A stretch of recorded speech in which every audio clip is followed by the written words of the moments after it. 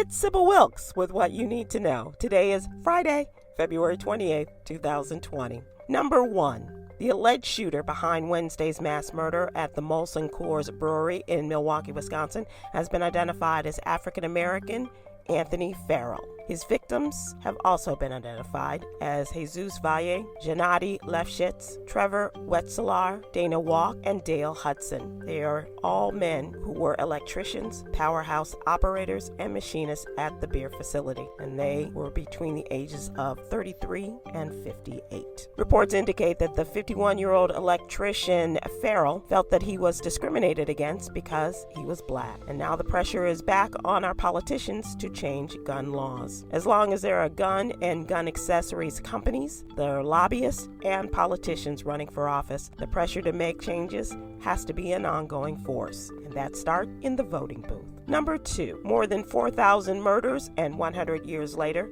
lynching is now a federal hate crime. The Emmett Till Anti-Lynching Act, sponsored by Congressman Bobby Rush, comes after lawmakers tried and failed to pass anti-lynching legislation close to 200 times. Emmett Till's life was cut short because of nothing more than racism, and today, during Black History Month, his death has changed the law of the land for good.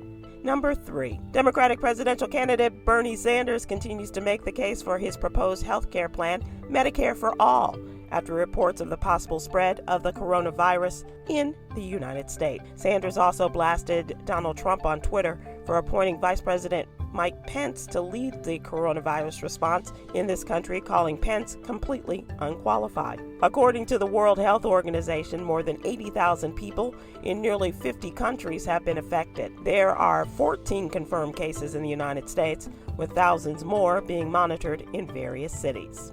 Number 4, President Barack Obama has asked South Carolina television stations to stop airing an anti-Biden ad created by a pro-Trump Political Action Committee, or PAC. The hope of the PAC is that black voters will assume if President Obama doesn't support Joe Biden, then neither will we. However, it bears pointing out that President Obama has not endorsed anyone, not Joe Biden and not Mike Bloomberg, nor any of the others in the Democratic race. Number 5, rappers Yo Gotti and Jay-Z have filed a second lawsuit on behalf of over 150 prisoners against the Mississippi Department of Corrections. The second lawsuit charges that conditions like improper inmate care and prisoner-on-prisoner violence are a result of inadequate staffing, and this follows a January lawsuit filed on behalf of 29 prisoners. Visit blackamericaweb.com to subscribe to my free daily newsletter featuring these top stories and more. I'm Sybil Wilkes with what you need to know. Be informed,